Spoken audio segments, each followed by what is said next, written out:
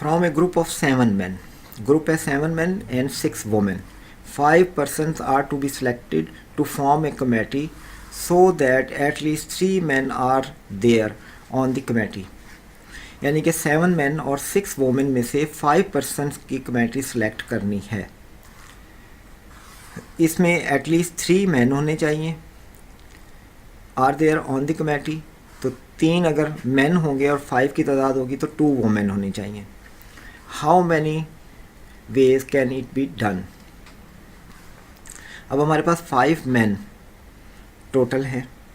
दूसरी पॉसिबिलिटी यानी कि पहली पॉसिबिलिटी ये है कि 3 men और अदर, क्योंकि वोमेन की तादाद नहीं बताई गई, हमें सिर्फ ये बताया गया है कि एटलीस्ट 3 men यानी कि 3 men जो है वो 3 से ज़्यादा भी हो सकते हैं.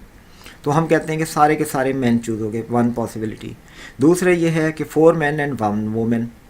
तीसरी है 3 men and 2 women.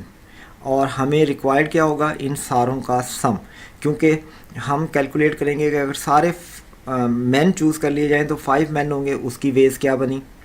फिर 4 men और 1 woman हो तो उनकी वेज कितनी होगी, और 3 men और 2 women हैं तो उनकी वेज कितनी होगी, और उन सबको हम ऐड कर लेंगे.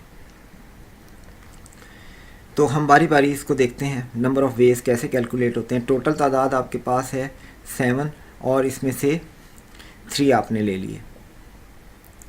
ये 3 men आपने ले लिए. 6 वोमेन में से 2 वोमेन ले ली गई. तो 5 की कमेटी होती है 3 और 2. ये एक तादाद है जो इसके इक्वल है.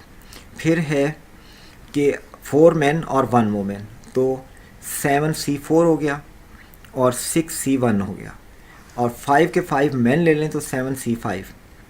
इनको हम सिंप्लीफाई करते हैं तो हमारे पास ये सिचुएशन आती है.